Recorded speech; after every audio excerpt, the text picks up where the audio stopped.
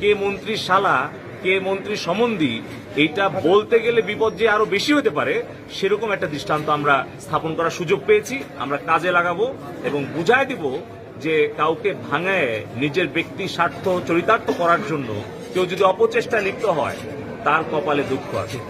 যখন এই ঘটনা আমি শুনেছি জেনেছি, আমার রাজনৈতিক আমার সহযোদ্ধা ইউনিয়ন আওয়ামী লীগের যুগ্ম সাধারণ সম্পাদক এমদাদুল হক কালু ভাই এবং ইউনিয়ন আওয়ামী লীগের সাধারণ সম্পাদক আমার মোহাম্মদ আলাউদ্দিন ভাই, তারাই কিন্তু প্রথম আমাকে জানিয়েছে এবং শোনার পরে আমি উপজেলা আওয়ামী লীগের সাধারণ সম্পাদক সে আমার সাথে যোগাযোগ করেছে। আমি দেশের বাইরে ছিলাম এবং তাৎক্ষণিক কিন্তু আমরা চেষ্টা করেছি পুলিশ প্রশাসন সহ আমাদের সাংগঠনিকভাবে এই ঘটনা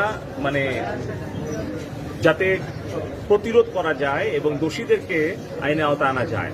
আমাদের এই ক্ষেত্রে কোনো